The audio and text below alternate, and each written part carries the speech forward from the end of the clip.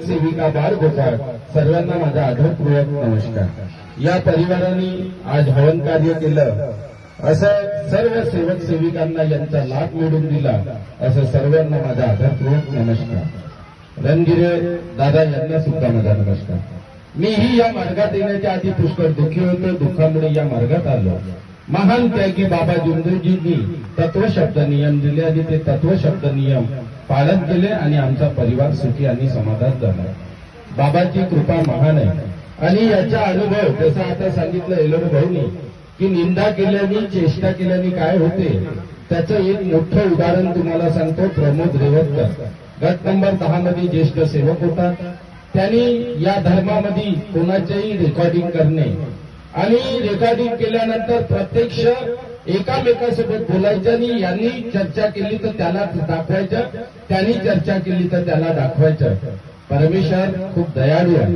काही दिवस परमेश्वर तुम्हाला दुःख आणते. दुःख आणल्याने तेवढंच नाही झालं तर परमेश्वराने त्याला भगवंतामध्ये विलीन केलं. भगवंत एवढा कोपट नाही. भगवंत तुमच्या चुकीची क्षमा अर्चना करण्यासाठी वाट बघत असते. परमेश्वर दाखवते की तू चुकलेला आहे, त्या चुकीची माफी माग रे.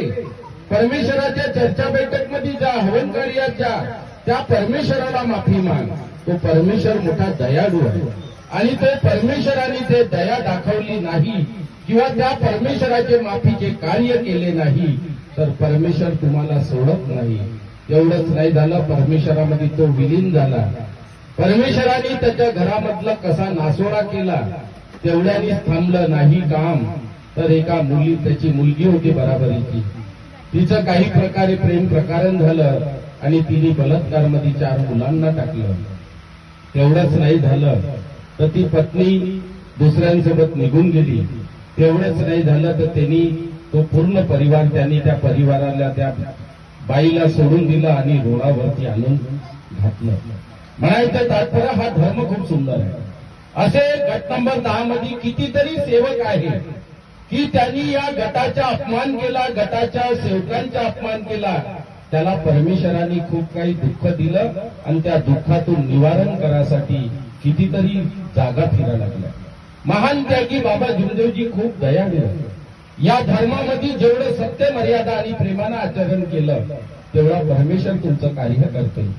बाबाची कृपा महान आहे. माझ्याकडे परमेश्वराचे कार्य करण्यासाठी मला तरी असं वाटते की परमेश्वर खूप दयाळू आहे. जेवढी भक्ती केली तेवढं कमी आहे. महान त्यागी बाबा जुमदेवजींनी खूप मोठे कार्य केले. ज्यांच्याकडे काल आज हवन कार्य होतं, सकाळी त्या बाईचे विचार झाले आणि परमेश्वराला खूप सांगायची ती. परमेश्वराला सांगून तिने कार्य केले आणि परमेश्वराचे 3 दिवसाचे योगाचे कार्य झाले आणि आज त्याची समाप्ती होती. परमेश्वराने त्या बाईचा फ्रेड आला आणि कसं करायचं आता हवन कसं होईल. पण भगवान दयाळू आहे. त्यांना सांगितलं, समजावून एलोरे भाऊकडे फोन करा आणि एलोरे ताई गेली आणि परमेश्वरी कार्य त्यांच्याकडे म्हणजे पहिलं मंथली हवन झालं. त्यांच्याकडे त्यागाच्या हवन कार्याला त्यांनी जेव्हापासून या चर्चा बैठकीचा लाभ घेतला आज त्यांच्याकडे मला तरी वाटत नाही की त्यागाच्या हवनापेक्षा 4 गुणा लोक आज होते. परमेश्वर खूप दयाळू आहे. तुम्ही त्या परमेश्वराच्या चर्चा बैठकीला जा. परमेश्वर तुमच्या कार्याला योग दिल्याशिवाय राहत नाही. पण आम्ही सेवक लोक समजलोच नाही. चर्चा बैठकीचं महत्व कळलं नाही. मला उभं नाही केलं त्याच्यासाठी तरी कधी कधी सेवक रुसतात. पण सेवकांनी या चर्चा बैठकीचं खूप महत्व आहे आणि जेव्हा चर्चा बैठकीमध्ये आज 15-20 लोकांनी प्रणाम केला, तो प्रणाम तुमच्या जीवनामध्ये एवढं मोठं दुःख नाहीसं करते की तुम्ही आपल्या जीवनामध्ये कितीतरी मुसीबता येत असेल. जसं आता सांगितलं की बावनकरनी की टँक आली आणि आम्ही जयघोष करून गेलो.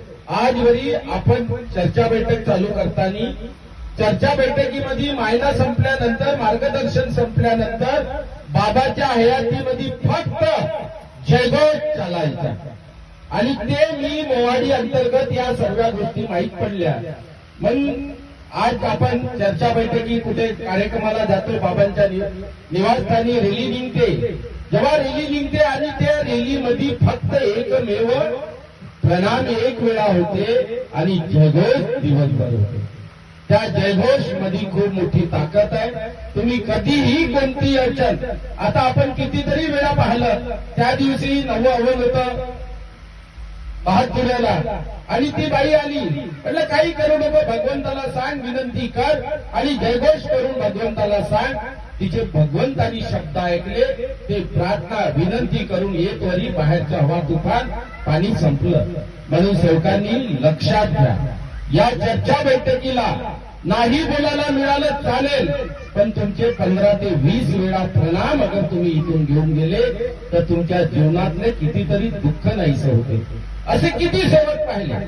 आज तुम्हाला काही दुःखी सेवक, त्या दिवशी चर्चा बैठक होती शनिवारी आणि ते चर्चा बैठकीमधून एका सेवकींनी आपला मुलगाला दुसऱ्यांच्या इकडे पाठवलं. दुःख एवढं मोठं आलं की तुम्ही म्हणू नाही शकत. त्या दुःखामधून ते निघू नाही शकत होती, असं भयंकर दुःख.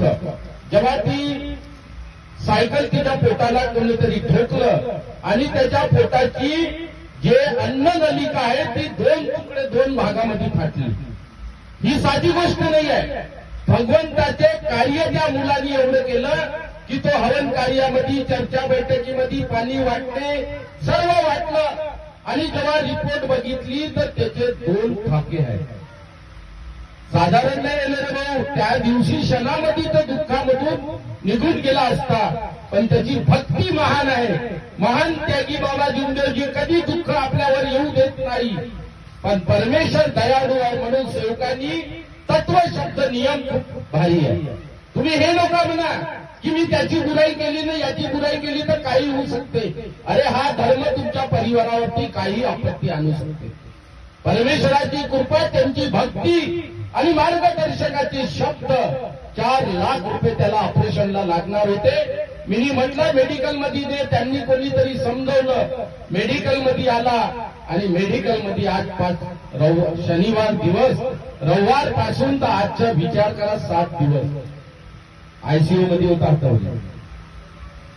जेव्हा सांगितलं 5 दिवस त्याला संडास बाथरूम नाही झाली, म्हणजे धोक्यामध्ये किती मोठा आहे. डॉक्टर प्रायव्हेटवाल्याने ते सांगितलं मेडिकलमध्ये सांगितलं. परमेश्वर खूप दयाळू आहे. त्या परमेश्वराची कृपा, जेव्हा 2 फाके होते, सर्व पचन क्रिया बंद होते, बाहेरच्या अंदरचं येणं जाणं बंद होते. परमेश्वराची कृपा, त्याच्या भूलमध्ये फक्त तीर्थ बनवायचं. मी रोज सायंकाळी जातो आणि तीर्थ द्यायचं. त्या फक्त म्हणजे बॉटलच्या झाकणापर्यंत पाणी. पुन्हा चूक केली, ती आई बाहेर गेली आणि ज्या सेवकीकडे गेली होती तो मुलगा, त्या सेवकीने नारळाचं पाणी पाजून दिलं. परमेश्वर मोठा दयाळू आहे. म्हणून सेवकांनी आपल्या चुका लपवासाठी चुका करू नका. या धर्मामध्ये तरी एक तर गट नंबर 10 मध्ये हा सर्व खपलेल्या नाही गोष्टी आहे. परमेश्वर दयाळू आहे. परमेश्वराने त्याचे कार्य केले, भगवंताला योग मागितला. परमेश्वर दयाळू कार्य करत आहे. 5व्या दिवशी त्याला संडास बाथरूम होणं चालू झाली आणि आज तो मुलगा सर्व खतऱ्याच्या बाहेर आला. कारण की आपण त्या दिवशी सामूहिक विनंती केली, प्रार्थना केली आणि भगवंताला योग मागितला का भगवंता त्या मुलाला काही झालं नाही पाहिजे, त्या मुलाला काही झालं नाही पाहिजे. परमेश्वरा तुम्ही असे कार्य करा. कारण की गट नंबर 10 जेव्हा जेव्हा योग मागितला तेव्हा त्या मुसीबतामधून तो निघाला. परमेश्वर दयाळू आहे. सेवकांना विनंती आहे की या तत्वशब्द नियमाला खूप झोपा. तुमच्या जीवनामध्ये तुम्ही हे घरामध्ये चिडचिड करता, वाईट शब्दाचा वापर करता, अरे परमेश्वर काय करेल त्याचा भरोसा नाही. मी कधी कधी या गोष्टीकडे पाहतो, तर ह्या सर्व गोष्टी दुःखामुळे. म्हणायचं तात्पर्य की तुम्ही ह्या गोष्टीला सांभाळा.